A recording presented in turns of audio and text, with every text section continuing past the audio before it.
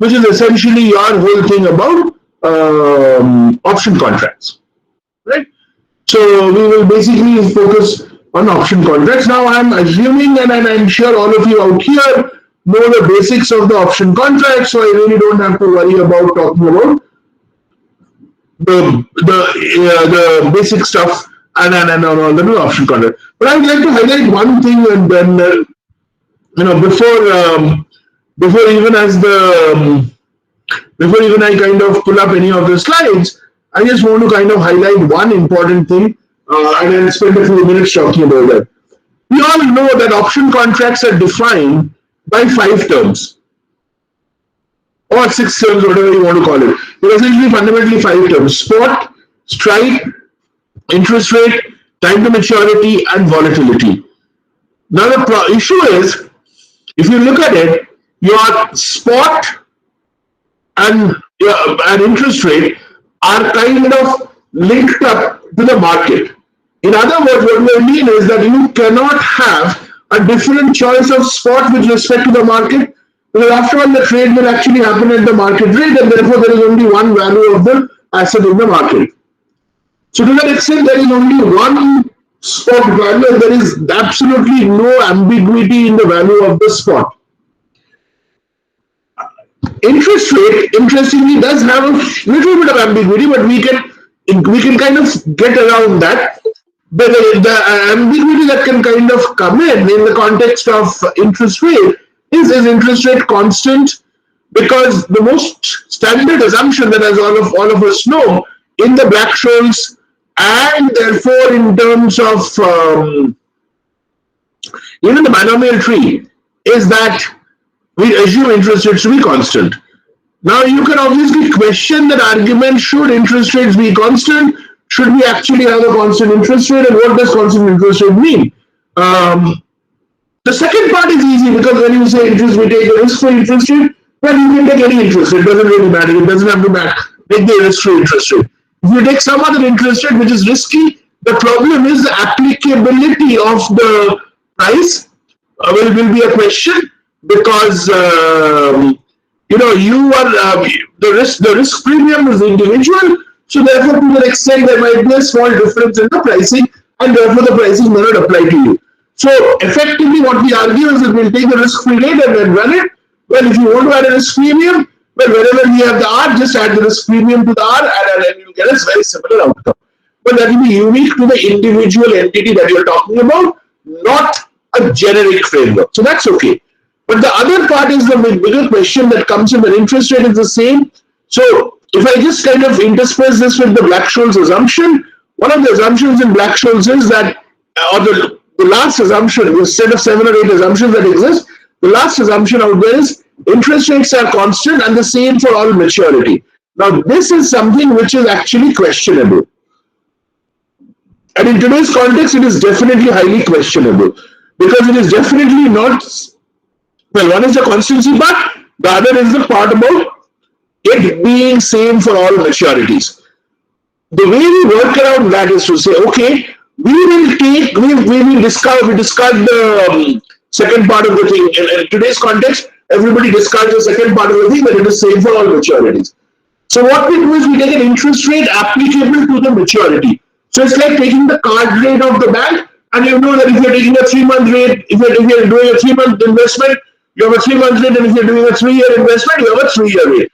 So that's kind of easy to adjust. And we typically will argue we'll take the relevant interest rate for the period, and therefore it kind of links up in some sense to the tenor of the contract. So we are kind of linking it up to the tenor of the contract. And once we link it up to the tenor of the contract, we are saying, okay, we'll take the interest rate applicable at that point in time, which is the interest rate for the period that we are talking about. Now, the next thing that also comes in is, should it be constant? Because that's another assumption that exists. Well, we have obviously, the assumption says it should be constant. Today, we know interest rates are not necessarily going to be constant.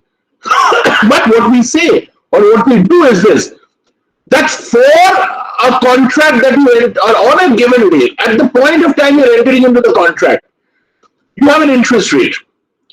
Now think of it this way, that if you want to put in the money, if you want to keep money in a bank, in a fixed deposit, interest rates are changing. You enter into a fixed deposit today at the current price, at the current rate. Now, subsequently, interest rates change. But will your fixed deposit in any manner be impacted by the change in the interest rate before maturity of your term deposit? And the answer is no. The answer is no, it will not, because the change will reflect only at the time of renewal, which is going to happen at a later point in time, not at the current point in time. So therefore, that does not in any way affect you for that period. So if I take the interest rate for this on a given day, when I price the interest rate, if I take the interest rate to be kind of the same as the life of the contract, I am reasonably safe. I can kind of proxy it with the market interest rate on that day, which is constant. Now, the other part of the question, other part of the story, which says that interest rates, I'm sorry, the fact that in the same way as I said, your spot is linked to the market and you get the spot from the market. In the same way, you realize that this one, your spot is, your interest rate at a point in time for a given maturity, there will only be one interest rate in the market. You cannot, at a given point in time, you cannot have 5 interest rates for the same 3-month period. Because the moment you have more than one interest rate for the same 3-month period, you are essentially going to again create an arbitrage condition. And obviously, you can't have arbitrage in the whole process, and you can't design arbitrage in the process. So therefore, by definition, it has to be the same interest rate across in that whole setup. Right? So that also again gives me this whole argument that it is also determined by the market, because what is the market rate is what is applicable, and therefore you get the market interest rate in that context also. So out of the 5, spot and interest rate are defined by the market. Strike and time to maturity are your choices. Obviously, the price of the option is going to be a function of these values. I'm not denying it, and that's obviously a part of it. But the choice of it is up to you. You choose a different strike, you get a different price. You choose a different time, you get a different time. I will, towards the end, show you the sensitivity of each of these to the option price, and we will kind of show it mathematically very easily. But I will get there. But just to at this point say that these are your choices. Now, the only one which is a problem, the only one which becomes stays as a problem is volatility. Because what is volatility? And volatility has multiple dimensions of the problem, and that is what I think one should kind of really concentrate on and talk about. What is volatility? Volatility is nothing but a measure of the rate of change of the underlying asset price, right? Volatility is a rate of change of the measure of the underlying asset price. Very good. How do I measure volatility? I measure volatility through standard deviation. And now here comes the other part of the question, which is not really relevant out here, but will be relevant somewhere else. But anyway, at this point, let me say it, and then I'll explain why I'm saying that. So volatility of the underlying, but instead of the underlying, I actually take volatility of the returns, which is nothing but, actually I take volatility of the proportionate returns. What is that? That is like RI, I take the volatility as the volatility of, RI minus, SI minus SI minus 1 divided by SI minus 1. So essentially, I kind of look at the proportionate return. The absolute return is, and typically it's a daily return. You could take it more than that also. So it's a daily change in price as a proportion of yesterday's price. That's what you're taking as your return, and you're calculating your volatility, your standard deviation on that. Very good. Now, let's look at from a volatility perspective, and from a larger scheme of things, where are we standing? We are at time point 0. What we have access to, now to calculate the standard deviation, I would need these returns. To calculate the returns, I would need the spot prices. Now, at time point 0, the data that I have is actually historical values of the spot prices. Right? I have the historical values of the spot prices, T minus 1, minus 2, and however much you want to know, you have all the historical values of the spot prices. What do you want? You want the future values of the spot price, because if you want to go back in time, then why do all of this? You already know the spot price. So why bother about it? So what is the future value of the spot price? Now, since you want the future value of the spot price, the problem now is I don't know the future values of the sort of, just not just one, I don't know any of those, which means I have to make a prediction. And this is where the challenge starts. How do I make a prediction? There are two ways in which you can make a prediction. The common way that we use, which I'm sure all of you would use, would be, would find it easy and is comfortable to use as well, is what we call as historical volatility.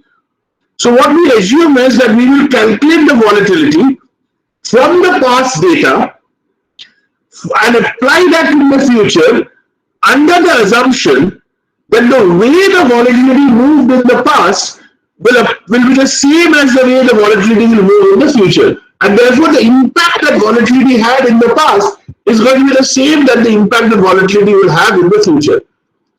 Please understand that I'm not saying the value of the volatility will be the same. So the value of the spot prices or the returns will be the same. What I'm saying is the impact will be the same. Right? And then therefore, in some sense, the way the volatility, the impacted by the volatility, the way the price has moved over a period will be the same as the way it will move going forward. That is my assumption, not the assumption that prices will be the same. Because I cannot make the assumption prices will be the same, given the fact that there are time differences, therefore prices cannot be the same. Now, so is it that are you sharing any PowerPoint presentation right now? I am not sharing any PowerPoint presentation. I will just give me 5 minutes. Let me just finish it and I'll get into the PowerPoint. Sure, thank you.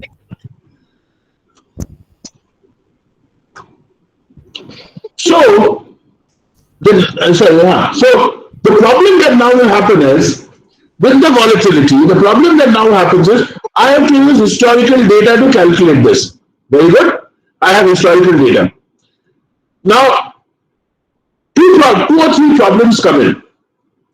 One, if I assume that the past will be a good reflection of the future, or the future will be a good reflection of the past, inherently I'm assuming, as I said earlier, the way the process moves is the same as the way it has moved in the past. Bring it down to simpler terms, what we are saying is whatever has happened in the past period, and there is obviously a whole discussion on the period argument also that will come up, but the way the process has moved in the past period is the same as it will move in the future. Well, that leads to three possibilities.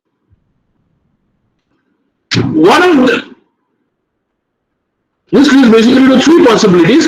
The first one is the case where this statement is correct, that the past is actually the future. Past reflects the future reflects the past very well, and therefore that is fine. That's one part of it. The second part of but that is where we are saying. But there are two parts where we have errors, and those are the two main problem areas. One alternative way of defining this is, just because something has happened in the past, that has a positive probability of happening in the future. That's one. And the second, the corollary to this is, just because something has not happened in the past, the probability of that happening in the future is zero. Now, both of these are problems. The first one to me is a lesser of a problem to the second one, but both of these are problems. Why are both of these problems? Because think of it, if you say something has happened in the past, has a definitive probability or the same probability of happening in the future, you are inherently forcing the process to account for that. Now, random movements may happen, and that may ensure that just because it has happened in the past does not repeat in the future, which means you will actually end up overestimating the volatility. That overestimation to me is less of a problem than underestimation, which will happen in the other side. Because in the other side, what is happening is you are saying that just because something has not happened in the past cannot have a probability of happening in the future. And that will lead to an underestimation, which to me is a bigger challenge. right? And I think these two are huge challenges that you kind of have in the assumption of historical estimation of volatility using historical data. But in the absence of any other really simple model that we have, this is the most preferred model in the market. Obviously, there is an academically more strong model that one can use, which is using stochastic volatility models. But that itself is, I mean, stochastic processes and all of that itself is fairly complicated, and that kind of nobody in the market really wants to use it. That's one part of the story. The second part of the problem on the story is that um, we agree that we'll calculate volatility, we'll calculate standard deviation, and this is how we'll go. Fantastic, and all of it. However, to calculate volatility, what is the period that we take? How long is the volatility period that we take? How long is the historical data period that we take that will kind of that we can account for? And here again is the problem, because normal statistical theory would argue take as much of historical data as possible to calculate the volatility. In practice, here that is not going to be the case, because if you go too far back and you look at and you take too much of I mean, if you take too long a data set, well, instead of too long a data set, the problem is that this is irrelevant when really historical events of some whatever point will continue to have an impact going forward, which has no relevance in the future. And therefore, that will have an undue weightage in the equation and have kind of ridiculous, spurious estimation process that you will kind of get. So that's a challenge that you have in the first place. And therefore, there is no optimality in terms of the number of historical days that you need to take, or historical observations that you need to take to calculate your volatility to standard deviation.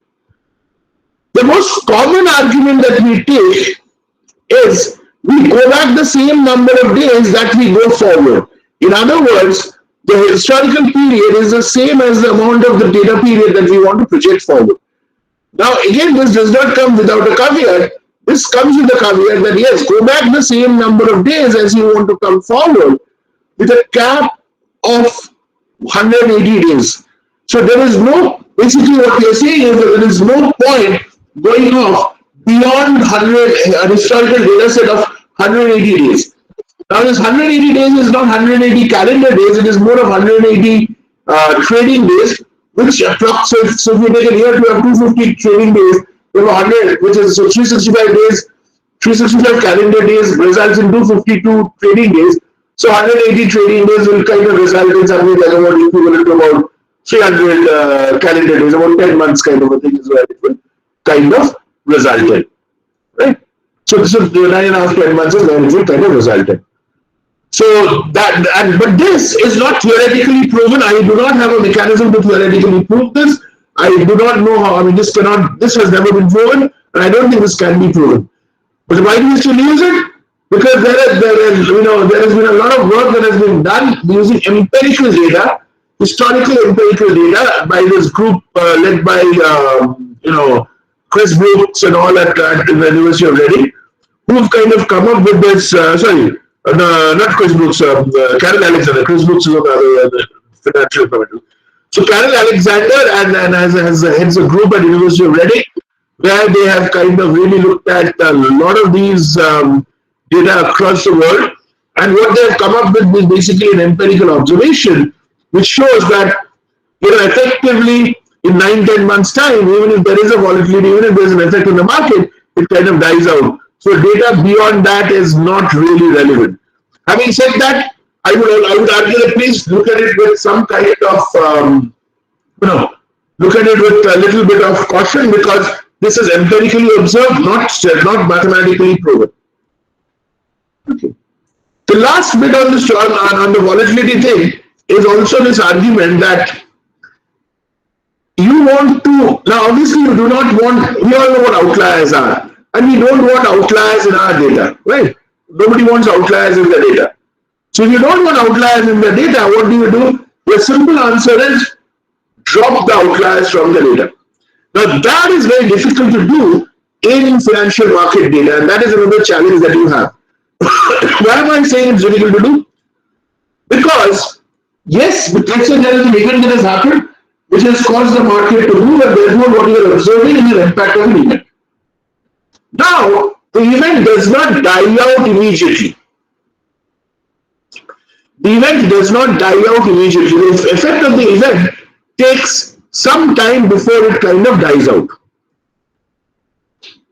If at any point in time I could argue that there is only one event that happens and that will continue till it dies out, no other event can happen, then life is simple. However, what we have is what are called as competing events. I mean, not in a very positive sense, but one of the buzzwords in the last 2 years has, with COVID-19, has been this argument of comorbidity, which is basically not your prime. I mean, there are multiple factors which are impacting a patient. Similarly, out here, there are multiple events that happen that impact the price. What we are seeing is the price and the price change. That is not what we are observing. The change can happen because of multiple factors. And unfortunately, we do not have a mechanism to segregate the effect of these multiple factors into factor A, B, C, D. So what we see is a combined effect. And some of that can be market factors, some of that can be non-market factors. Therefore, we do not have an ability to drop the non-market factors from the whole scheme of things. And that becomes a challenge as we kind of go forward. So that remains a challenge. We cannot really, I mean, once in a while you may be able to identify an absolute outlier and drop it. But most of the times you will not be able to do that. And hence, you will actually run with stuff which are not necessarily completely, market events or non-market events as well. And that's a challenge that volatility has. In fact, the reason why derivative pricing becomes interesting, therefore, is because volatility itself is not constant. Sorry, volatility is not the same across the board. So you have different people having different estimates of the volatility, and that is what is causing the estimates of the price to derivative price to kind of change. So typically an option price is different because the volatility is itself different. If the volatility was the same, there would be no choice, no problem, because it was exactly going to be the same number. So there would not be a problem. But the reason why it is different is because we use different models and the estimate of volatility is not the same. And nobody is incorrect. The funniest thing in all of this is nobody is actually incorrect in that estimation of volatility. And hence, all estimates are as good as anybody else's. So therefore, I cannot upfront say that this is wrong or this is right. And to an extent, everything is right or wrong, whichever way you want to look at it. That is one of the biggest challenges of estimating or pricing options. And that is what I wanted to kind of start off with and give you a feel for it. Before I start off with the Black-Scholes-Merton model, but before I do the Black-Scholes-Merton model, I just want to kind of go into something here, and I want to show you one thing. So I want to kind of start off with one of the assumptions in the Black. So, oh sorry, why did I have not shared my screen? I'm extremely sorry.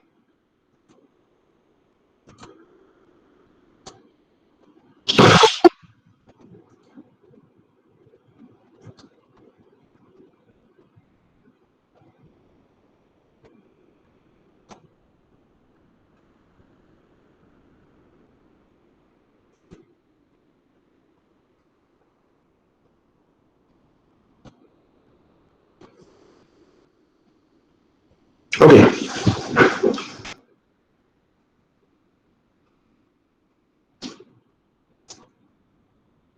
So I hope you are able to see my screen. Yes, sir. Okay. Now you can see your screen, right? Yeah, we are able to see. So, I mean, obviously, it is very difficult to do this on a slide. Therefore, I have kind of tried to write some things because normally I would want to do this on a board and then talk around it. This is obviously the preferred model. And I am not technologically as savvy as a lot of you. So using whiteboards and all does not, I mean, I kind of avoid them as far as possible. I'm still kind of, I think, too old-fashioned. I still need a board in my classroom and not just a PowerPoint.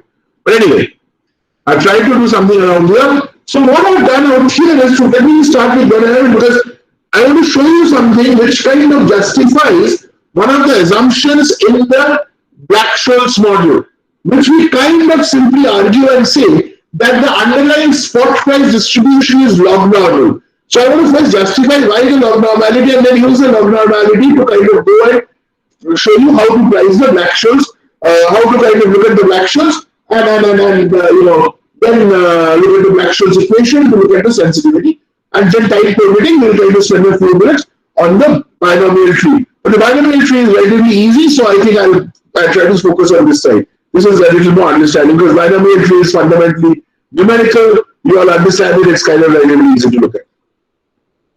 Now, actually it starts before what I have on this slide also. It starts in a very basic argument that what is my basic problem? You know, option price, this, that, and all that I do. What is the core of the problem that I am trying to address? What is the core of the issue that I am trying to kind of get to? And the core of the problem that I am trying to address or get to is, what will be the future value of the asset? Because if I know the future value of the asset with certainty, then the pricing the option is very straightforward. Because remember, the basic definition of the price as an option is what? It is nothing but the present value of the future expected benefit. So I look at, and that again has to be in sync with the no arbitrage condition. So basically I'm saying I will look at what my benefit in the future is.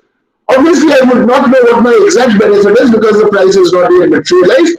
So therefore I look at what my expected benefit in the future is and I discount that to today.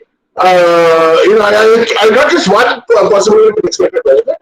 I look at all the possibilities for the probability weighted average, and therefore I take the average expected benefit or expected benefit on maturity, and I kind of discount it to today. That becomes a premium on the option that I pay today. It doesn't matter whether the option is a call or a put. Both are essentially, the process of calculating is essentially the same, right? Now, if that is the basic problem, from what we know, from our basic understanding of you know, regression and normal statistics, I have basically a historical data set where on one hand I have prices and the other hand I have time. So as I basically have an evolution of the prices across time. Then the moment I have that, I can try to fit a regression equation into that model. Is it valid? Is it relevant? Is another question. That is what we will talk about. But we can fit a regression equation because I have T, I have data or ST. So using this, I fit a regression equation. And that is where the slide, the first point on the slide starts. So let's say I take Y, which is price, Y will be price, is AX, X is the time, plus B. Right? And obviously it should be A hat and B hat, estimates of A and B. But you know, let's ignore, let me kind of ignore those things and then kind of carry on. So A and B are there. Now I'm not putting any restriction on A and B, but what are the choices that A and B can have? And if you look at it, both A and B could be positive or negative, and therefore you can have equality to 0 also, doesn't matter to put one side. But effectively both A and B could be negative or positive. And therefore I have written down all the possibilities that A and B could take. Both A and B could be positive. A could be positive, B negative. A could be negative, B positive.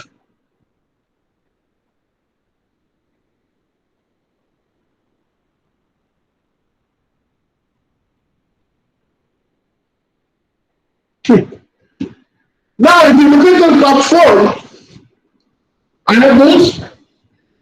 I am not saying whether it is correct or not. But let me start from the fourth one. If A and B are both negative, that is a completely infeasible solution because A and B are negative, any time going forward is positive, which means that Y, which is the price, as for the equation will always be negative.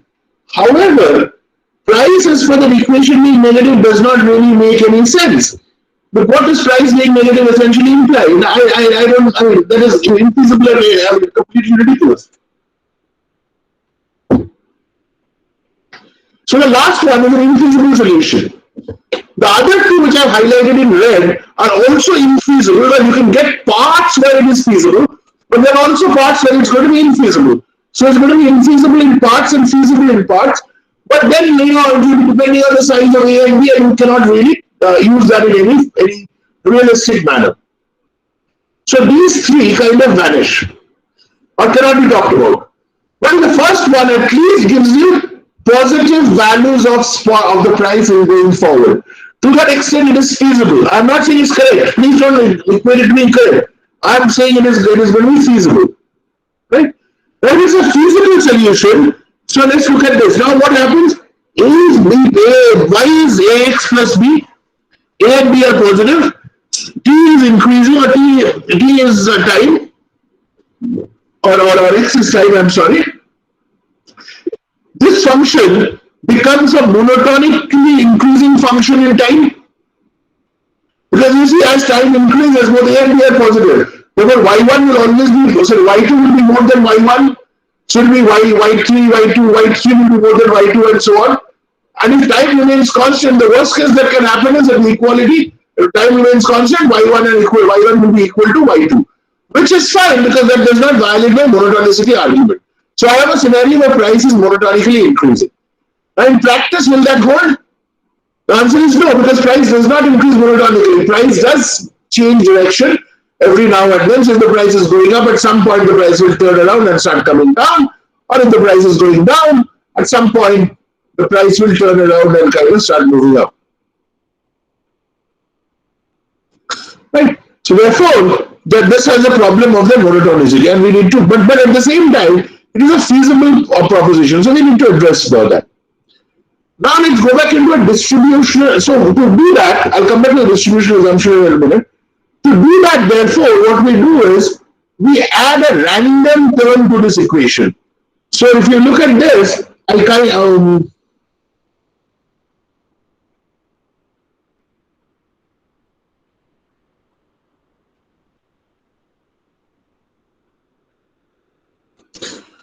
okay, I can't highlight it. Let me see if I can do this.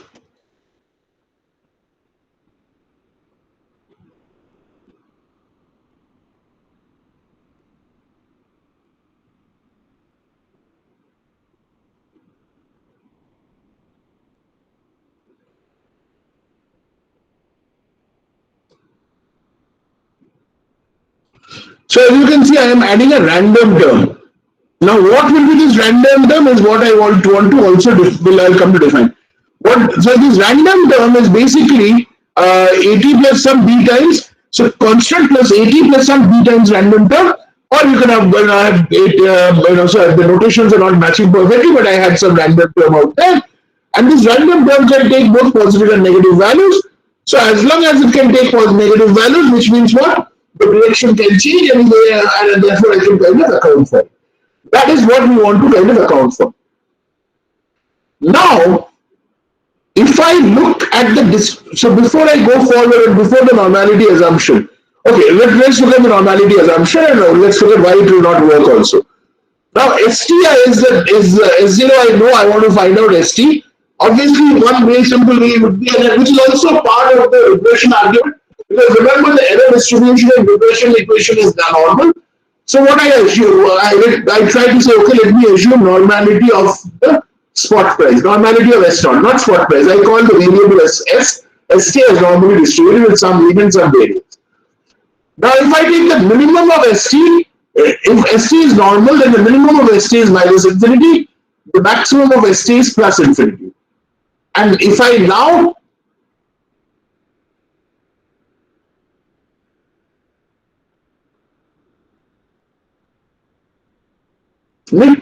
so that's what I take the normality. If I assume normality, minimum of ST is minus infinity, ST is plus, maximum of ST is plus infinity. Maximum is not a problem, but on the minimum side I have a problem, because the minimum of ST is minus infinity, which means that I can actually end up getting a negative value, a negative value with a positive probability, right? So that cannot be, so I cannot assume normality on ST. At the same time, I do not want to drop the normality argument. I do not want to drop the normality argument simply because normal distributions are very well researched and we know a lot of results. So what do we want to do? Now, I also look at the thing by saying, okay, let me talk about it. Why don't I then do something? Why don't I look at the intermediate, the small changes, adjacent changes? So basically, again, that is where the bit of story comes in. So why don't I look at delta ST? Because the logic is, I know today's value. Let's say I calculate from today to tomorrow, tomorrow to day after, and so on and so forth till the last day. Add all of these values and add it to the starting value. I should get to the final value. So ST will be equal to, as you can see, a little lower. ST will, after the highlighted thing, ST will be equal to x naught plus summation delta ST. Right? Now delta ST is what is ST is? ST is that equation. Delta ST is A times summation of A times delta t plus B times the random delta of the random term. Right? Now by itself there is still okay. I'll come back to it. Now, what is the random term that I keep? As I said, I want to keep the normality there. Now, let's look at the equation of ST that I have highlighted. What is the distribution of ST? The distribution of ST will be nothing but the distribution of the random term because K is a constant, P is also effectively a constant, therefore K plus AT is a constant, B is just a multiplier. So, the distribution of ST will be nothing but the distribution of the random term. So in other words, I want the random term to be normally distributed in some form. The random term is taken to be this Brownian motion or Wiener process, which is essentially defined as Z. So it is defined as Z, but delta Z is nothing but the change in Z is nothing but epsilon times square root of delta t, where epsilon is N01. So that is where the randomness and the normality kind of come in. Remember, I wanted a random term and I want a normal distribution. So I include both of them, and I kind of weighted with the square root of the time at that point. But that's a small part. But essentially, I multiplied by delta as epsilon square root of delta t. The epsilon is an N01 distribution, right? And I put it into this equation. Now, yes. Hello, sir. Sir, here ST. Hello, sir. Here ST is the price, isn't it? Yes. Price at today. S small t is the price process, S capital T is the price of maturity. So today will be some SC star or something. Okay, sir. And then, sir, ST is equal to K. Sorry? It is the constant. I'm sorry, can you come again? I couldn't hear you. Sir, ST is equal to K. K is a constant. Huh? Plus AT. A is the constant. Yes.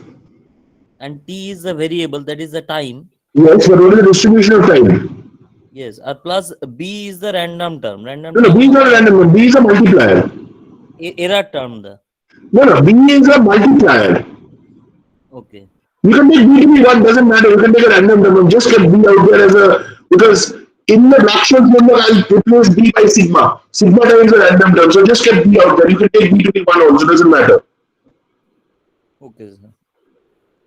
Okay. Therefore, ST is a function of time and random term. Yes, but the distribution only comes from the random term. Okay, because this is held constant. That the other thing is time is deterministic and there is only one value. So at any point that is kind of known. So there is no distribution of time, right? Okay. Sir, we further assume that it is independently and identically distributed. No, I'm not assuming that at all. Okay. At this point, I'm not assuming that at all. That I will assume, which is because of the Markov property. Okay. The Wiener process will follow the Markov property. Essentially, and that will happen because as long as, so if you look at the next line where I have written delta Z is epsilon square root of delta t, if delta t is a non-overlapping interval, then delta Z will be independent of each other. Okay, sir. You are right, it will be IIT, but I don't need to make an assumption. It will automatically, I can derive that, and I can always argue that from the fact that delta t are non-overlapping intervals. Okay, sir. Okay. Thank you, sir. So now, So basically what I want, so if I look at the equation, so I need to find out delta, I need to find out ST, I know S0, so I need to find out delta ST. And delta ST is therefore, if ST is given by the equation, what will delta ST be? A times delta T plus B times the delta of the random term. I am calling the random term Z, which is epsilon square root of delta T.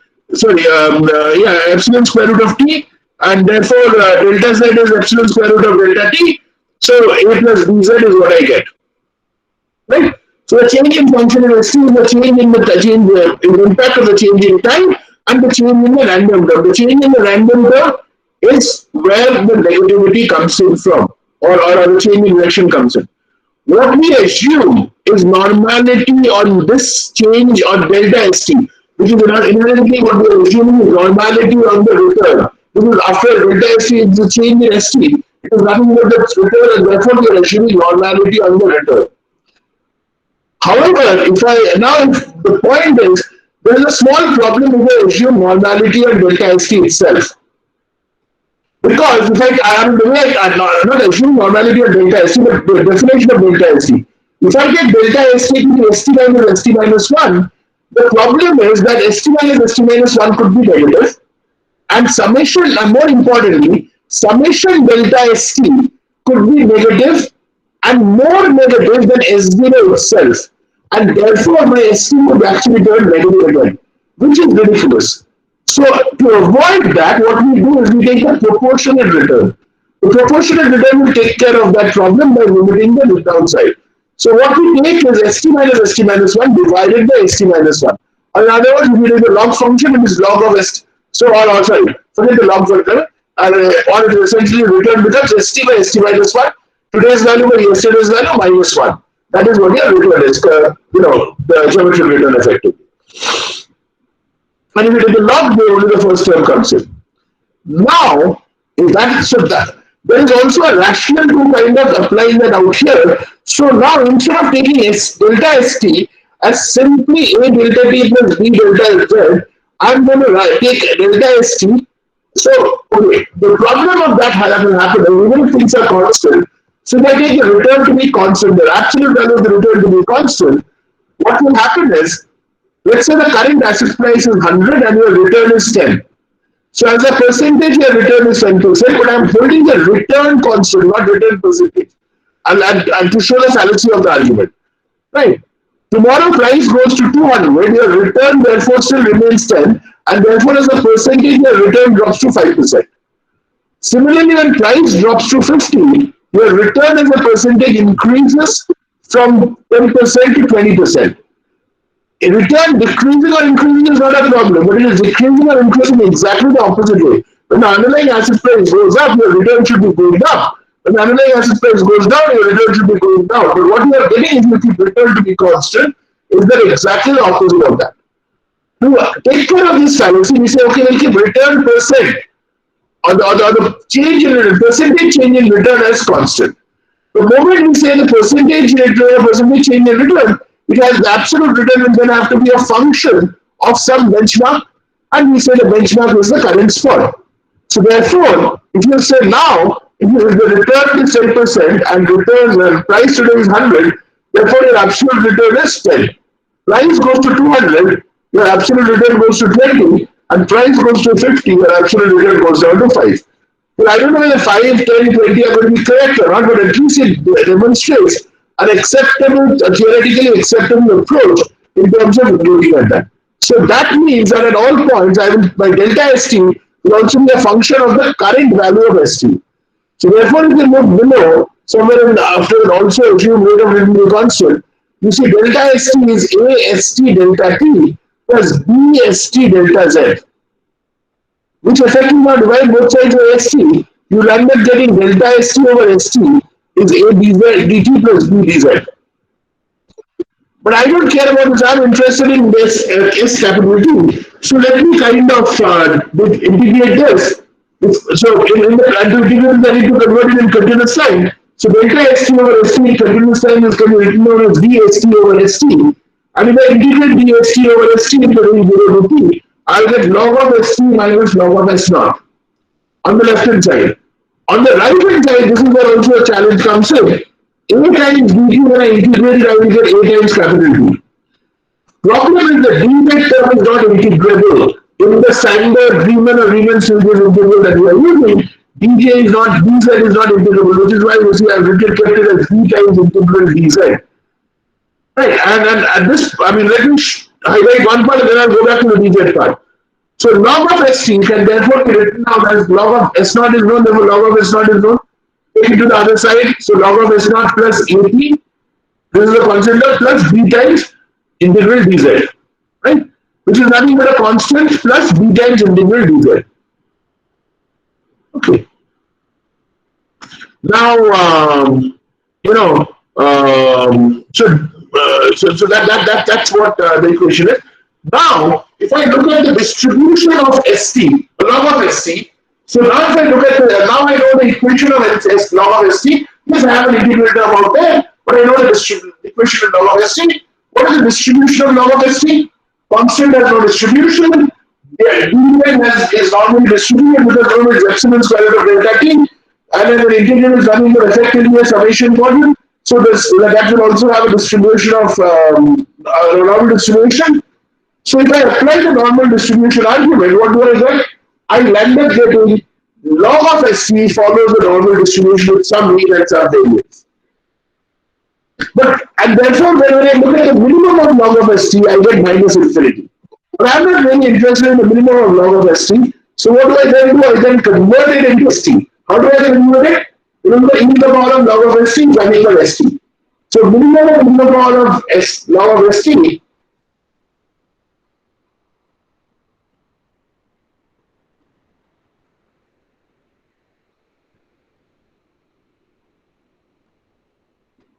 right. So the minimum of log of st is minus infinity. Take exponential functions on both sides. And remember, exponential is a convex function, so the minimum, so we can interchange the minimum and exponential. So what you end up getting effectively is the minimum of st is nothing but e to the power of minus infinity, which is 0. So therefore, what we have landed up in this process is by taking log normality of, or taking st to be log normal, or returns to be normal, what I have shown is that the minimum value of st is 0 and maximum value is infinity, which is fine. Now you will always ask the question, why did you do all of this? Why did you not take some other distribution? Because all you needed, at the end of the day, all you've done through all of this is to show that st is positive value in this case in this outcome. Yes, I could have taken some other distribution like a chi-square F distribution or Rebel distribution or something like that. But then the simplicity of the normal distribution result that we will use, that we have, and that is relevant in the integration, the solution of the Black-Scholes will no longer apply, and that is why we cannot do, we want to kind of continue with this fashion. Okay. Quickly, before I go to the Black-Scholes, why have I kept it as delta integral dz and not done the integral dz? That is because dz is a stochastic integral. And the problem with the Riemann-Stieltjes, okay, how do you do the Riemann and Riemann-Stieltjes integral? The logic is you take the entire area, the entire curve, whatever be the curve, effects, divide effects into very small intervals such that in each interval it is a rectangle, calculate the area of each rectangle and add the areas of all the rectangles, you get the area under the curve. Now one of the inherent assumptions of this format of this model is that the choice of the functional form of effects that we are integrating does not change as to who, when, how that is computed. So if I take the effects to be like it's x to the power of 5 plus 4x to the power of 4 plus 7x to the power of 3 plus 2x to the power of 2x squared plus 10x, right? If you have something like that, well, it doesn't matter who does it, as long as we take the same values of x, we can always get the same functional form, which means the same dx's will continue to work. In the context of dz, the problem is with epsilon. So every time you draw, so you might have the same expression overall, but every time you redraw a value from the n01 distribution, the chance of the observation being identical is near zero. And then if the path or if the format of the process is is random. So what will happen is that this curve will be taking different shapes at different points in time and for different people generating the curve. So therefore, you will actually have different curves that will kind of come into the whole equation. Now that and therefore the dx, the constant dx will not really apply. You will actually have to use some other complicated math, basically Ito's calculus, to convert this into an integral, into a time integral, and into a realized value of the integral, realized value of the stochastic process, which can then be treated as a constant to kind of we can then be treated as a constant to address the issue, right? So therefore, you will actually have to use the algorithm in that process, and till you use that, you cannot, right? You cannot integrate dz. At this point, I'm going to not get into that, but that is the challenge that we will actually have in the process of integrating dz, and that's why I do not integrate dz out there. Okay.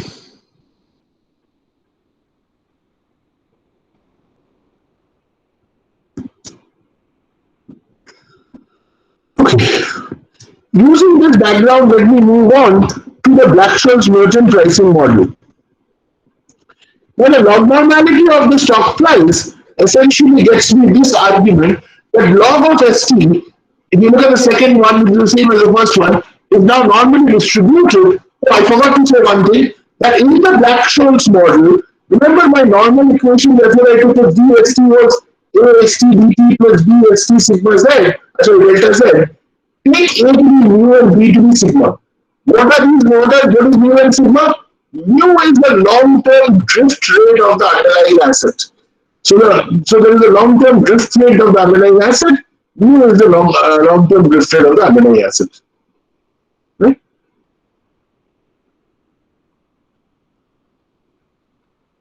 And sigma is nothing but the volatility. And we just talked about volatility for a good time, so we know what it is. So obviously, so now if you look at this, log of ST follows the normal distribution, which means log of S naught plus mu minus sigma square by 2 times t, and standard deviation, that is standard deviation, not variance is sigma square t, standard deviation of sigma root t. So effectively, logarithm of ST is normally distributed, hence ST is normally distributed. So I'm going to skip this as an example. Now, the basic concept that underlies the Black-Scholes merchant differential equation is that the source of uncertainty for both the underlying asset and so for both the option price and the stock price, not the underlying, both the sources of uncertainty for both the stock and the option price is the same. It is the underlying asset, and that is why we can solve it. If the sources of uncertainty were not the same, we would not be able to solve it in this manner. So therefore, we can try, because the source of uncertainty is the same, we can try to create a portfolio, consisting of the stock and the option and whatever else, in such a manner that this uncertainty is eliminated. And therefore, once you eliminate the uncertainty, at least in that context, you will then get a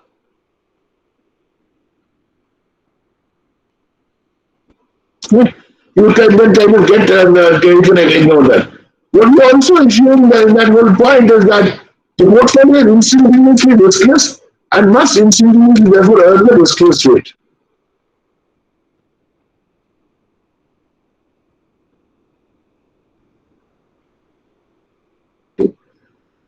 Now,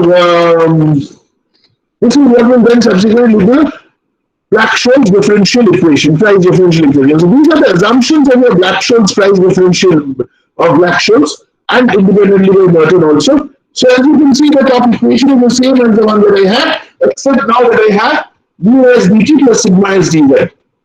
Short selling of analytics or some very standard economic assumptions, and I take that and I also highlighted the issue of R.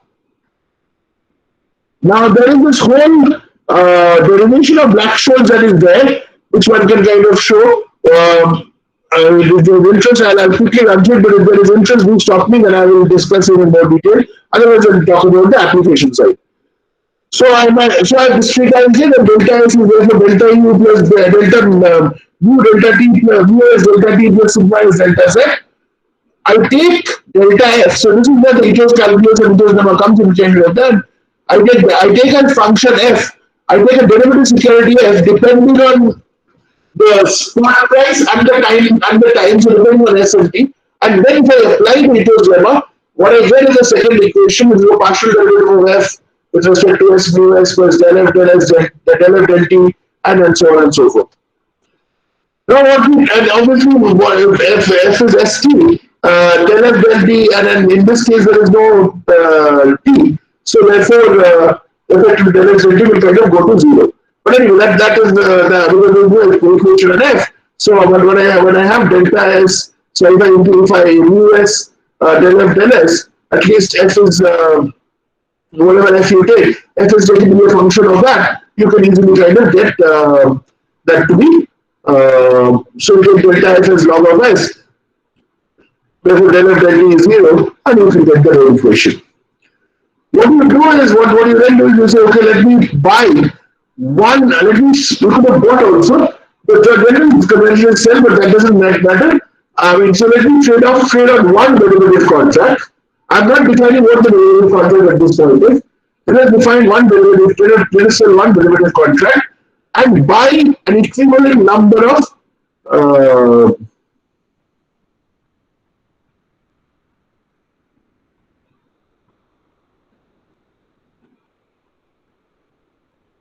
right? So what we do, we sell one derivative contract and we balance this up by buying certain number of shares, which is essentially del F del S shares. Right? The number of shares that I want to buy is the delta of the trade-offs. And what is del F del S? F is the derivative contract, S is the underlying spot. So the amount of change the derivative contract has with small change in S is what I buy as the number of shares.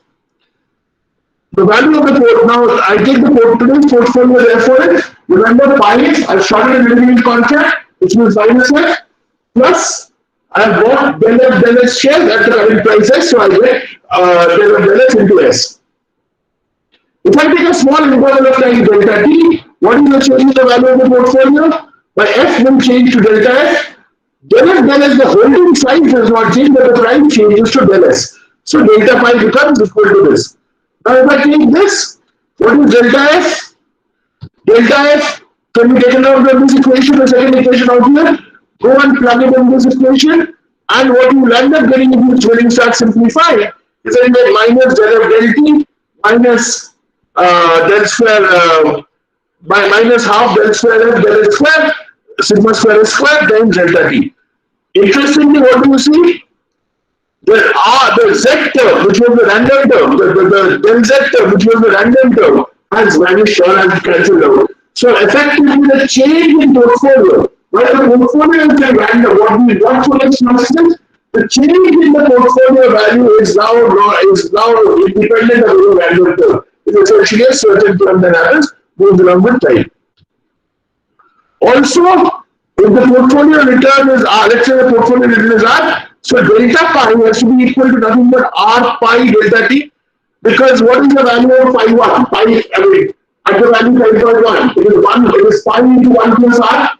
So the change in pi is delta pi is pi into 1 plus R minus pi, simplify, you will simply get R pi delta T.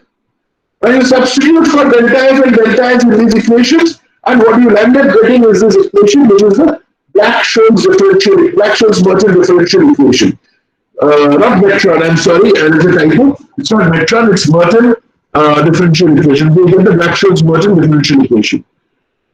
We now have to solve this differential equation under different conditions. And if you solve, so if you take differential equation of forward contract, it satisfies the differential equation, this.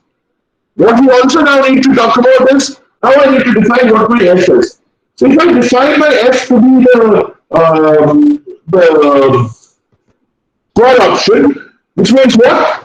Prof from F will be max of ST minus X, ST minus K and 0. which means as long as the price is below K, there is no payoff. So after all, therefore, I have to solve the differential equation in the range K to infinity, because 0 to K or minus K minus infinity, in this case ST is because 0 to K will not give me any payoff. So essentially, there is a solution to this differential equation under different assumptions, you know.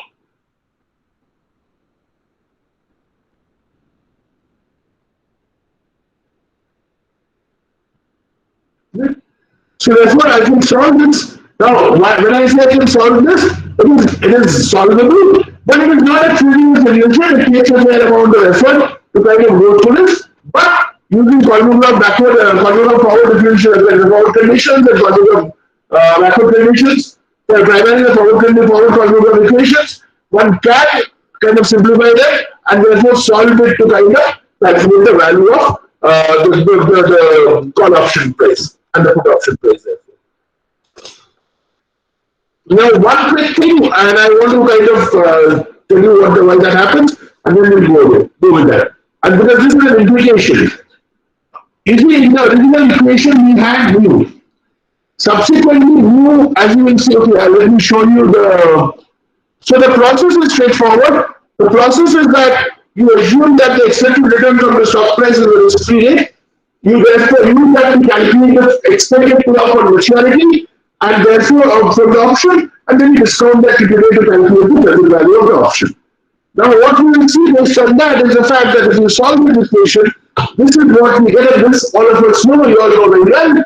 This is what the Black-Scholes-Merton option pricing formulae are. So I've written the P and the C, where D1 and D2 are kind of defined in that manner, and what have we solved? For the call option, we solved F to be max of expected value of ST minus K and 0, and for the put option, it is max of expected value of K minus ST and 0, where K is the strike price. And DS, underlying stock price, was mu as dt plus sigma as dz. That was DS and S shows the capital. Now, interestingly, one of the things that you see is that in the equation of call price or put price, the value of mu does not appear. The value of mu does not appear anywhere in this equation. Though mu was the drift rate which was there, we have kind of somehow got rid of the mu, and the mu does not appear. So how do you justify this? Well, the justification of this is this. See, each one of you will think of it. If I asked you, so if I gave you a scale, let's say a normal scale, 30 centimeters, 1 foot scale, and I asked you to measure the length of the room that you are in, you will be able to measure it? You will be able to tell me what the length of the room is? However, if I did not know, so if I did now, given that you know what is 1 foot or 30 centimeters, 1 centimeter or 30 centimeters, you can tell me the length of the room as a function of that. But what if you did not know what is 1 centimeter or what is 1 foot? How will you measure the length of the room? The problem is the same out here. We are not measuring or we are not calculating the price of the option. So the price of the underlying asset out here. We are taking the price of the underlying asset as given. And therefore, the drift that is a part of the price actually gets cancelled out through the delta X fluxes. Because what we are looking at is essentially the change in price that will happen. And therefore, the drift is already being accounted for in the process. We are not in the business of identifying price. So please, when the Black-Scholes, do not put K to be 0 and say, okay, because if you look at the one that I highlighted there, it is max of expected value of ST minus K and 0. So somebody could argue that let me put the value of K to be 0, and if the value of K is 0, then max of expected value of ST and 0, ST is positive, has to be positive by definition, therefore that will always be expected value of ST. So basically the call option premium will be nothing but the expected value of ST. It is the call option premium, but it will not be the future value. You cannot then say, okay, then if I can independently find out the call option premium, that will be the future price. That is not the idea. If you can find out the expected value of the future price, that becomes your call option premium. But not the other way around, because you can't find the call option premium without the spot price. So, therefore, is very, very inherent and integral part of the pricing argument, the pricing expression. But given the way it is reported, given the way it is structured, that does not appear directly in the scheme of things. Excluded in the scheme of things. Okay. The pretty much the last bit we want to show you, and then there is particularly one or two cases I want to show you, is what happens when you change when you reverse sensitivity. So let me show you the next slide. What I've done in D1 and D2, so the first two are the same that we had. What I've done with D1 and D2 is basically I have just expanded the version of D1 and D2, and I have kind of written down in an expanded form. And I have given you what happens, but why does it happen? If you want to justify why does it happen, yes, these are things which happen, these are correct. But why does it happen? So take the first one. Spot increases, obviously the argument is only one increase happens. One of the factors change, other factors remain constant. So spot increases, what happens? Right? Spot increases. If the spot increases, if you look at D1, what happens to D1? D1 goes to plus infinity, D2 also goes to plus infinity, because S is only in the numerator, so D1 and D2 go to plus infinity, which imply ND1 and ND2 go to 1 each. So therefore, in the call price equation, it becomes nothing but S minus X to the power of minus RT. Remember, and this will always be greater than S and D1 minus X to the power of minus RT and D2. Why? Because the maximum value ND1 and ND2 can take is 1. Therefore, the values are in general always less than 1. So you multiply, you are effectively discounting it and then you're making difference. Here, you're getting more than the maximum, so therefore this will always be larger and it becomes nothing but a forward price. And when D1 and D2 go to plus infinity, minus D1 and minus D2 go to 0, go to minus infinity, therefore enough minus infinity is 0, so the put option price goes to 0. And similarly, when X increases, remember X is in the denominator, ln by X. So D1 and D2 both go to minus infinity. The moment you go to minus infinity, so the call option price goes to 0. The put option price therefore goes to, the put option price increases because you are actually going to get it becomes X to the power minus RT minus S. So the put option price actually increases. Right? So what happens when R increases? Actually, when R increases, there is not a problem. Because as R increases, if you see, the first term does not matter, the second term goes to infinity, the third term does not matter, they are constant. So D1 and similarly D2 both increase to infinity. Therefore, ND1 and ND2 go to plus 1. But another thing also happens. See that in the second term, you have X to the power of minus RT. R has gone to plus infinity, therefore minus RT therefore goes to minus infinity. So therefore, e to the power of minus infinity is 0, so the second term vanishes, which is why the call increases to S. And the put actually goes down to 0, because again, if D1 and D2 go to plus infinity, minus D1 minus D2 go to minus infinity, so I have minus infinity on both sides is 0, and therefore, I now D to the power of minus RT and goes to 0. As C goes to infinity, so the put option goes to 0.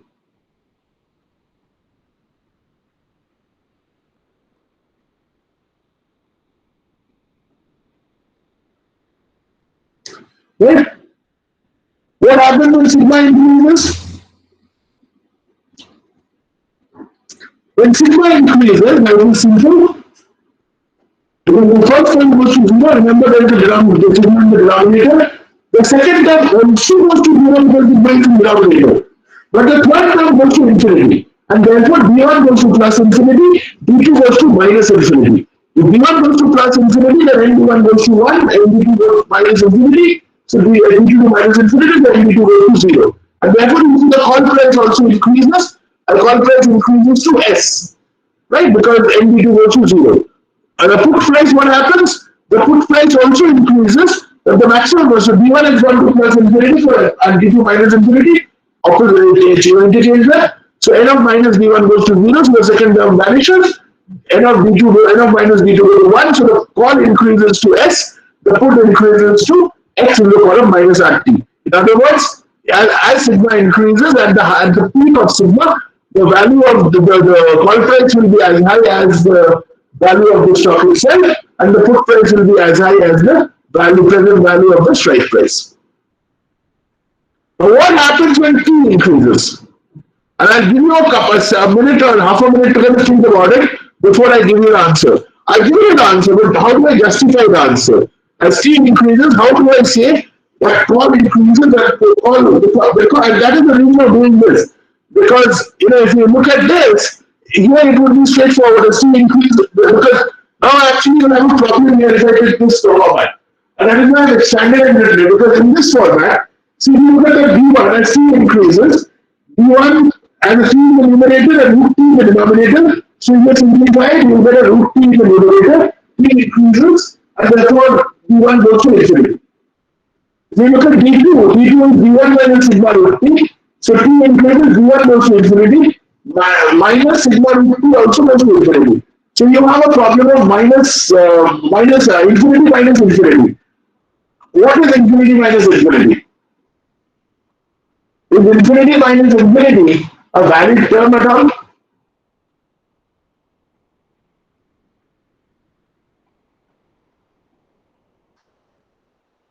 Right? So therefore I'll actually have a problem. And hence I've expanded this a little bit. What will happen? You see, B1 will go to infinity, that is not a problem. Because there is root T in the numerator, in one case root T in the denominator, that goes to 0. In the other two cases, root T in the numerator, so it's an infinity term, and infinity plus infinity or whatever, that goes to plus infinity, no problem. In the second case, I have an issue, and this is where the issue comes in. You see, I have so I have R root T by sigma. So basically, if I take root T out, I get R sigma minus sigma by 2. So D2 will be plus infinity or minus infinity depending on whether R by sigma is greater than sigma by 2 or not. Now, I don't really care about it. The reason why I don't care about it is irrespective of what R by sigma or minus sigma by root 2, sigma by 2 is, you see D2 will be either plus infinity or minus infinity. If D2 is plus infinity, then ND2 is 1. If D2 is minus infinity, ND2 is 0. So that is all that I care about. Now let's go and look at the top equation. S and D1, ND1 is equal to 1. So S and D1 goes to S. The second term is minus X to the power of minus RT, ND2. ND2 is 1 or 0. If it is 0, the term automatically goes to 0.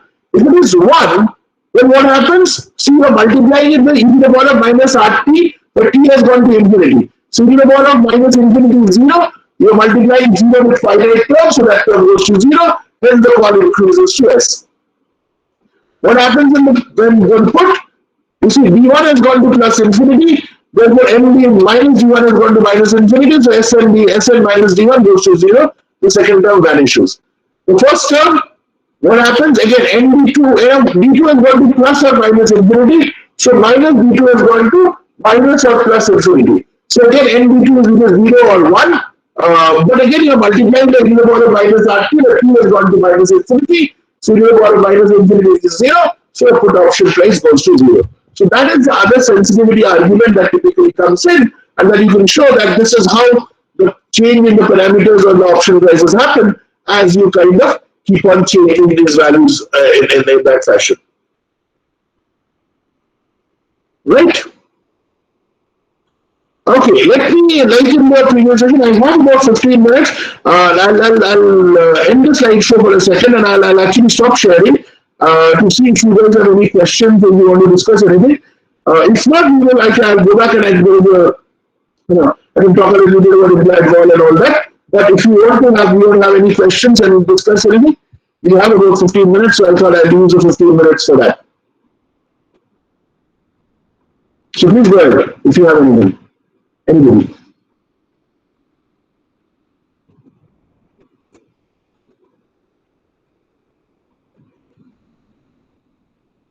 All of you are too hungry, and the difference between hunger and anger is very thin. So therefore, I don't want to make you all angry.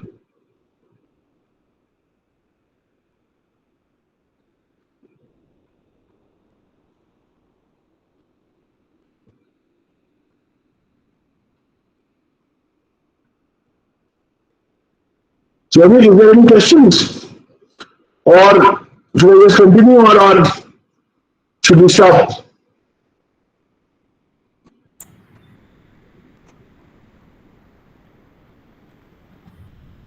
So you Okay. continue. Okay. I will quickly, I can talk a little bit about implied wall and then wall bit and an American option bit.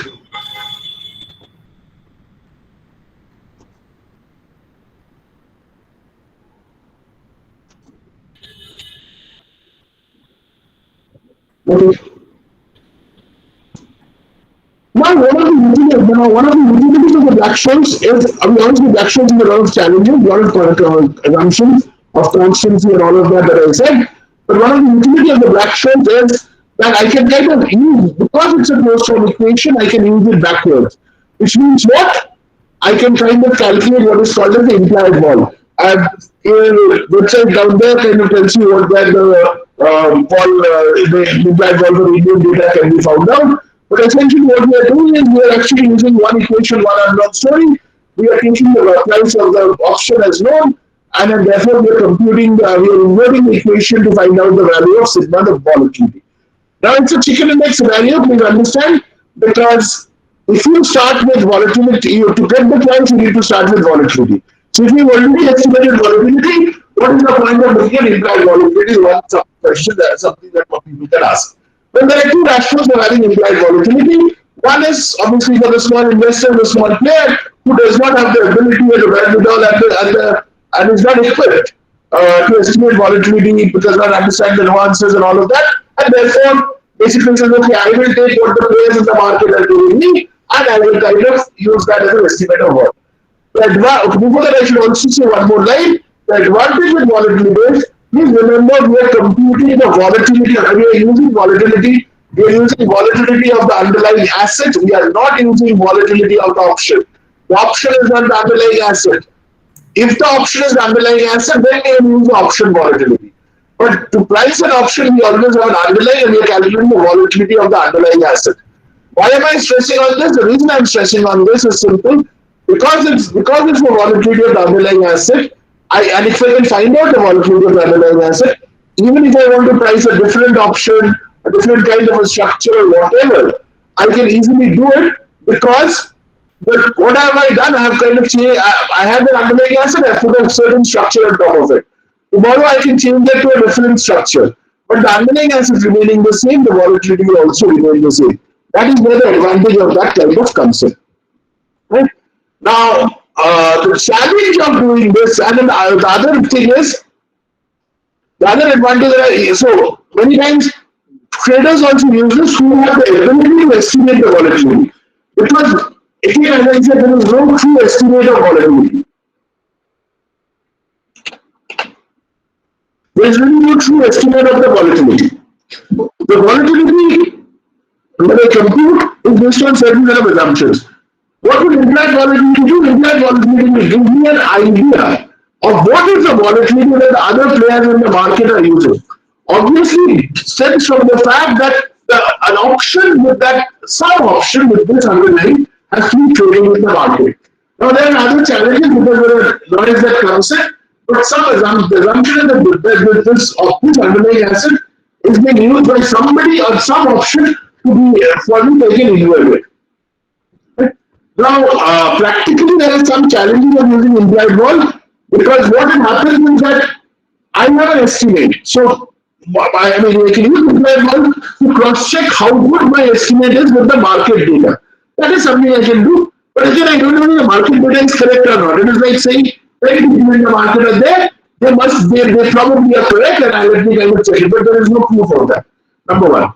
Number two, what happens is that I estimate the volatility. Theoretically. Then my trader looks at and says, you know what, based on my experience of trading for the last whatever, 20 years, I don't think this will be 10%, this will be 12%, and that should be 11%, and so on and so forth. So he or she goes and does what is called a padding or a little bit of adjustment to the data and uses that for pricing. When I invert it, and the third problem issue is, I'm assuming that you are using black shows. Usually you will obviously during that time, and I'm sure all of you know, so I don't want to, I can very quickly refer that somebody might be using the binomial tree approach. Now, apart from that, so there are other some more complicated models also, which may not, under certain circumstances will justify, but there are other assumptions on volatility like the Esther model, and there are other numerical approaches that can be taken. I do not know what model you have used to kind of price the option. What I can see is what is your option price only on the screen. So my assumption that you are using Black-Scholes could also be a mistake, could also be an error.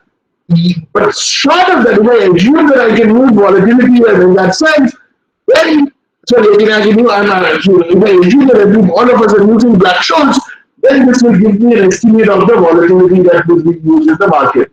And if all my assumptions are correct, well, then this is the true one. Then this is again, the volatility that everybody seems to be using, everybody in their own wisdom has come to the same level and all of it. In practice, that is not going to be the case. There will be multiple choices. In fact, the errors or the noise in the system will show you that if you get different options, different types of options, different strike prices of options, and calculate the implied volatility, ideally the sigma should be the same. What you end up getting is not the same. You will see that sigmas are not the same, which is what leads to the volatility smile.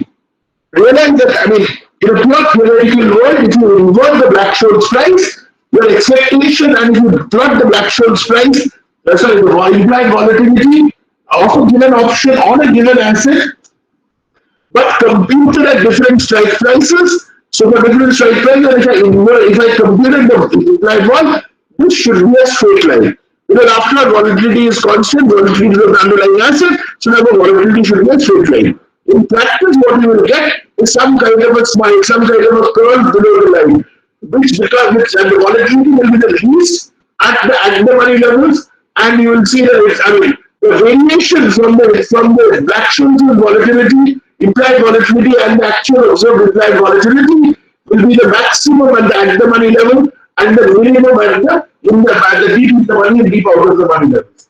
And the expectation or the rational, some rational for that is, if the option is already deeply in the money or deeply out of the money, the likelihood of an option price change is very low, and then when the option price change will happen only with a change in the underlying asset, everything else remaining the same.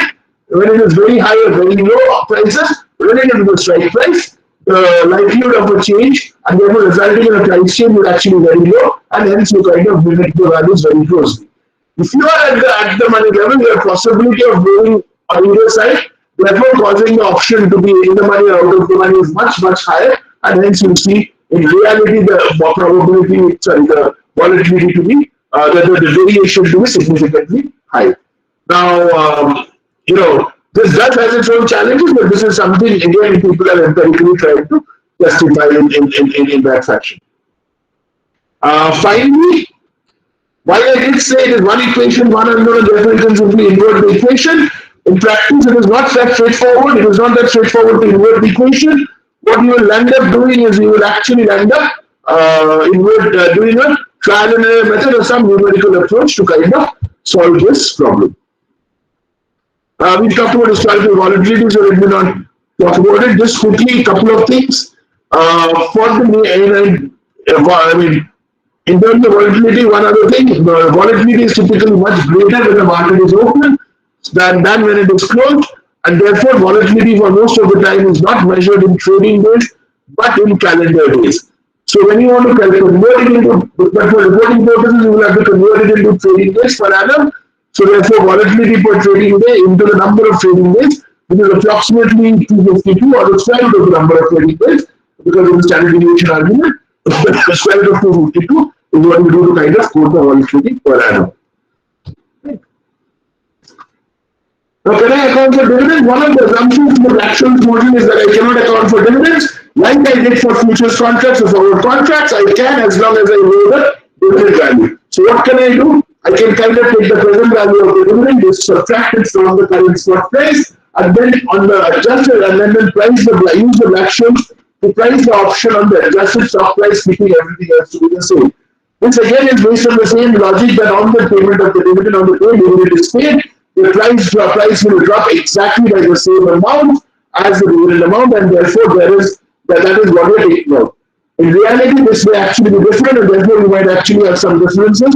So you could make a little profit or a little loss relative to that, because the actual price drop in the market may not mimic perfectly the drop in the actual amount of dividend. So we know from dividend theory, the actual price drop will be more or less than the dividend amount, depending on various other factors. What we're assuming when we are subtracting the present value of dividend, if that is not the case, all those factors will be either accounted for or they don't exist, and therefore the drop in the dividend will be the drop in price will be exactly the same as the dividend amount. Now that is possible. It does happen once in a while. Obviously, in a perfect market, it will happen.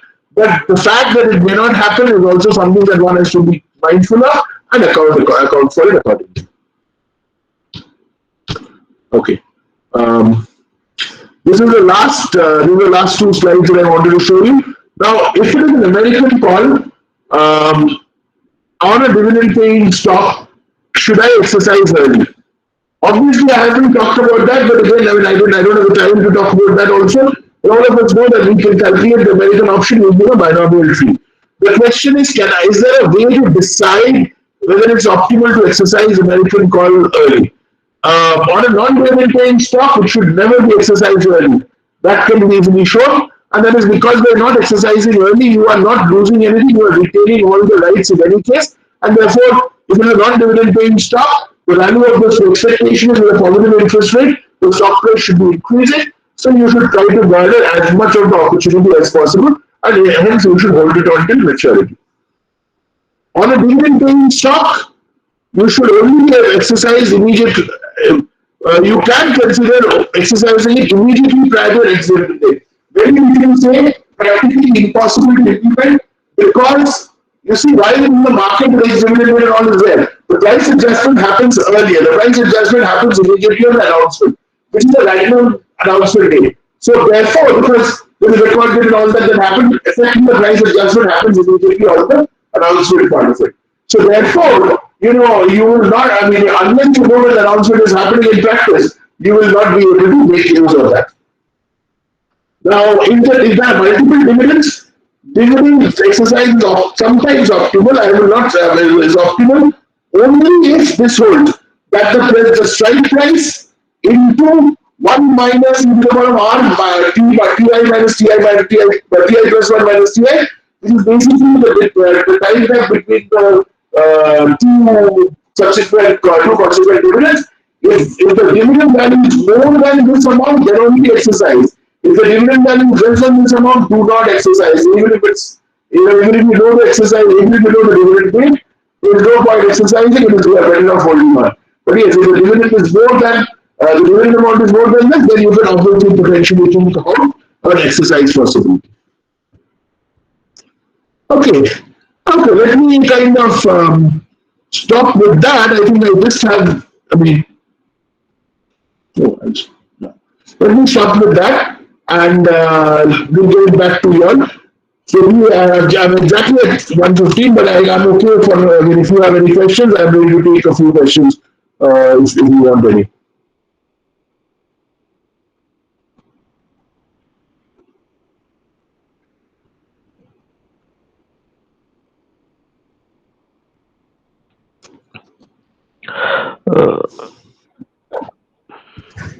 So good afternoon. It's pretty clear about. Yeah, good afternoon. It's pretty clear about both the models and differences also. Practically, in the market point of view, are considering these models, like when they're executing implied volatility or future volatility of options, which one we need to consider? Whether this black skulls or put call parity model, what exactly we need to? No, there's nothing but a put call parity model. Put call parity will not. You need to know one side of the equation to be able to solve the other side. Number one, and that is only a no arbitrage condition thing. Because if I don't, I need. See, what is a put call parity? Put call parity is call plus the present value of the strike price is the put current value of the stock price. Stock price. Yeah. So I need to know one of them to be able to see. Strike price I can know, spot I can know, but between C and P I need to know one to substitute the other. So that is not really a pricing model. Okay. Because the basic pricing has to come from somewhere else. And what you're saying is using one price instead of using the full model, I can just substitute it under certain conditions to get the other side of the price. Now, in terms of which price, in terms of which price to use, I don't know. I honestly don't know which price you sorry, which model to use. The American option is obviously more flexible. Yeah.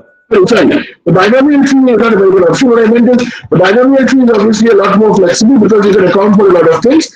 The black Scholes is to that extent fairly rigid, but you can do some small changes which I think in practice a lot of people do. So one of the assumptions is that in black Scholes sigma is constant, which is Yes. what you can, which you can easily change in the binomial tree at the cost of the tree exploding. But you can change it if you want to, right? So one Yeah. of the things around that is to kind of in black Scholes we can talk about and say, okay, let us estimate volatility using a Garch model or some Okay. time varying model. Mm. So I get multiple volatilities. So now I use the Garch model. I don't take the, so I want a 90-day volatility. I use the Garch model to estimate a 90-day volatility and use it. Or I take daily volatility and take an average of those daily volatilities. So Yes. those kinds of, Mm. none of them are, the problem is this is where I started to start with, and I spend most of the time on that essentially. The problem is that none of these are closed formula, and none of these are guaranteed that they are the only correct approach. This is one of the approaches that you can kind of use depending on your view. So that is what, and then in the market, people will add a little bit here and there, based on their experience and stuff like that. So that becomes then the effective argument. The model probably remains the same, but it is the inputs to the model that become different. Thank you, sir. Thank you very much.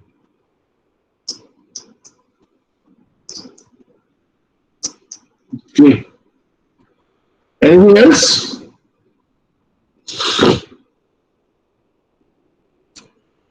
Okay. If there is nothing else, then we can wind up. Okay, dear participants, do you have any other observation for Professor Basu or any points to raise? Because we are already past 1:15 and sir has continuously enriched us with regard to his rich deliberation. And we are lucky enough to listen to him as a part of this ATAL sponsored FDP. So anybody else? Yeah, Dipesh ji, do you have any query? No, sir, absolutely not. But definitely, it's all pleasure and means we are blessed to have such kind of people as mentor around us, and we are very much thankful to you as well for bringing such kind of people to us, so that we can also enrich and learn a lot of things. Thank you. Thank you. This long back, I saw a movie, Beautiful Mind, and I saw a person who is having a beautiful mind right in front of me. Thank you very much, sir. Thank you. Okay, thank you, sir. Thank you, Sankarsan Da, as I call you, because I must tell this fact that I am connected to Sankarsan Da for years, because when I started my career during my MPhil days as a part-time teacher, Professor Indrani Basu, Sankarsan Da's respected mother, was the head of the department. So Professor Indrani Basu was my first head of the department. After that, I have got many head of the departments in my career, but I will never forget that lady who invited me to this profession. So in that way, I'm connected. Thank you. So thank you, Dada, for being there. And definitely we will love Thank to have you. you on the platform. Thank you. Sure. Thank you. Bye. Thank you. Thank you all. Okay. Thank you, sir. Thank you so Really, much, thank sir. you. Thank you so much. Okay, so I have a small announcement to make to the participants. Dear participants, as today is the last day, as you all know. So after this, as usual, the next session will commence at 2:30. But because I have received request from a lot of you that you have some other official responsibilities towards the end today, because accordingly it was planned by all of you, I can understand. So we preponed the examination and it will be held from 2:45 to 3:30. There will be 45 MCQ questions. To be specific, 35 questions of 2 marks, making it 70. and 10 questions of 3 marks to make it 100. So please don't bother about the weightage and this. Unlike for we do it for students, it is just for the breakup of 100. We did it like that. So it will be 45 questions and 45 minutes. So it will be from 2:45 to 3:30. And from 3:30 onwards, we will have the valedictory session and the feedback and valedictory. We will keep it brief, half an hour, 45 minutes max, so that those of you who have commitments we can wrap it up for them by 4 o'clock or 4:15 max. So that is what I have to say from my end. I will log in at 2:30 as usual or 2:20 as usual.